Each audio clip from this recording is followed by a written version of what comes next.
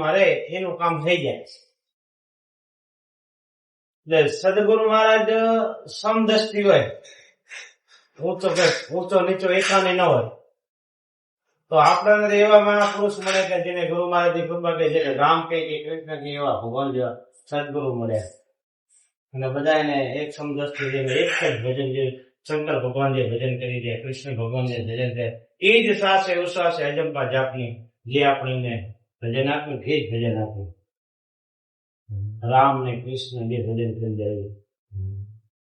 કુંભારામ બાપા અભણ હોવા છતાં કેટલું ભજન કર્યું એ તો વિચાર. એક ચોપડી ભણન નહીં છતાં વેદની 5મા વેદની વાત કરી જાય. સૂક્ષ્મ વેદ જેને કઈ આપે 5મા વેદ કહેવાય ને, જે અનુભવની જે વાણી કે જે કઈ કરી જાય ને જેને સૂક્ષ્મ વેદ કહેવાય. તેને 5મા વેદ કરી વાણી કરી જાય. અને એ વાણીનો અનુભવ લઈને જે સાધક અંદર ઉતરીને જે અનુભવ કરે અને રેણી કરી મારી ભજન કરી મહાન બની જાય. એટલે કબીર નહીં, કબીર કબીર ક્યાં કરો ખોજો આપ શરીર પંચ ઇન્દ્રિય વસ્ત્ર આપ કબીર બની જાય. પણ એવા ગુરુ મહારાજના રેણી કરી મારી વચનમાં રહીને ભજન કરે અને જીવનમાં તડકા છાંય આયા કરે, સત અસત આયા કરે. એક દી ચડતી હોય, એક દી પડતી હોય, કાર તડકા આયા કરે જીવનમાં. પણ સતાયમાં મકમ રહી ગુરુ મહારાજના ઉપર ભરોસો રાખીને ભજન કરી નીકળી જાય.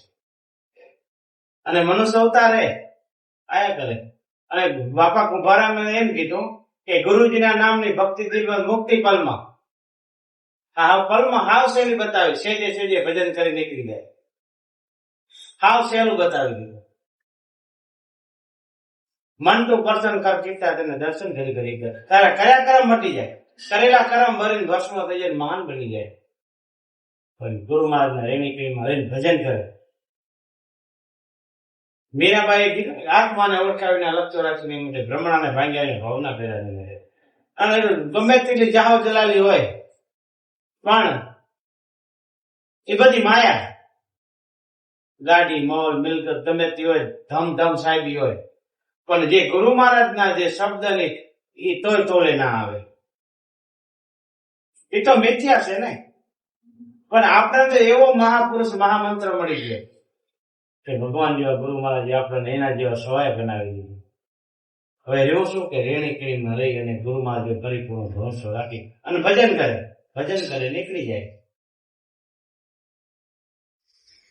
મીરાબાઈએ પણ એમને સમજાય કે આ બધું મેળી ને મોલ ને મિલકત આ બધું મિથ્યા, આ કાંઈ ભેરું નહીં આવે.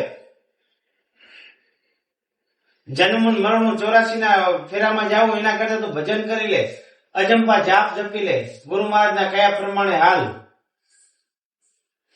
જેસલ જાડેજો એટલો ક્રોધી હતો, એટલો કર્મ કરે, છતાં પણ એક સંતનું મિલન થઈ જો તો કેટલો મહાન બની ગયા, કેટલું ભજન કરી નીકળી ગયા. વાલીઓ લૂંટારો હતો, નારદજી મળ્યા અને સમજાયો તો સમજી ગયો. તો રામનો જન્મ નતો એના પહેલા રામાયણ લખી નાખ. વિચાર તો કરો. બાપા કુંભારામ પણ એવું ભજન કરી નીકળ્યા, શંભુરામ બાપા પણ ભજન કરી નીકળ્યા. પણ આપણા બાપા કે એમના કયા પ્રમાણે રહી રેણી કેણીમાં રમતો મહાન એ જ ભગવાન છે.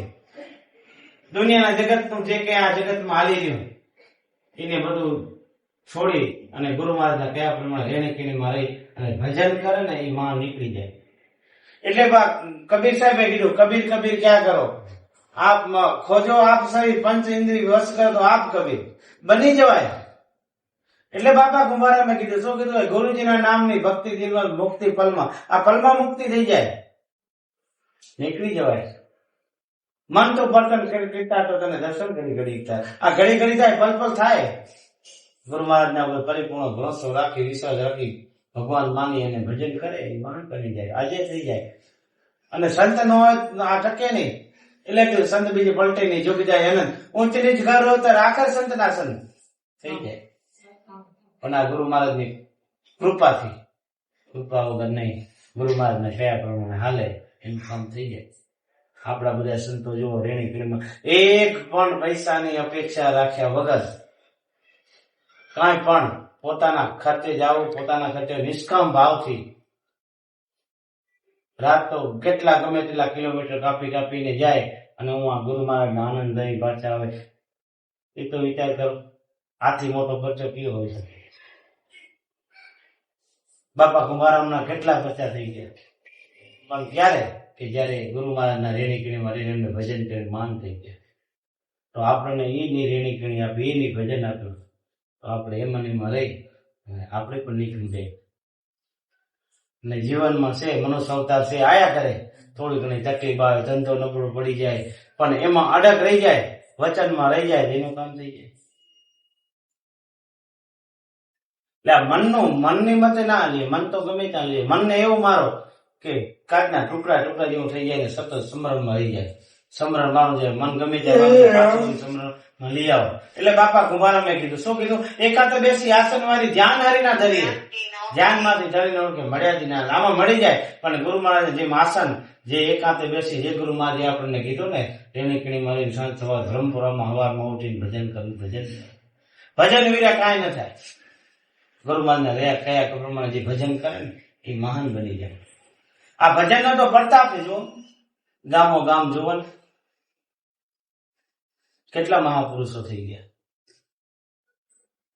જીવન સાહેબે પણ આ ભજન કર્યું, એના આટલા ગુરુ કર્યા, 17 ગુરુ કર્યા, પછી ના મન ઠારે ના પડતા ભીમ ભેટ્યા ત્યારે એમને ભ્રમણા ગઈ, ત્યારે એ બોલી જાય કે મારો રાધાનો અવતાર છે. આ ભજન થી ખબર પડી જાય, ઓલા જન્મની પણ ખબર પડી જાય, જન્મની ખબર પડી જાય. તો આપણે કઈ પૂર્વની કઈ કમાઈ છે, આપણને આવા મહાપુરુષ મળ્યા છે. કાંઈક ભજન કરેલું તો આપણો અવતારમાં આપણને આવા મહાપુરુષ મળ્યા છે. આપણે પણ ભજન કરી નીકળીએ. એટલે હવે સમયનો અભાવ છે. હજી ગંગાભાઈ ની બધા વાટ જોતા હશે.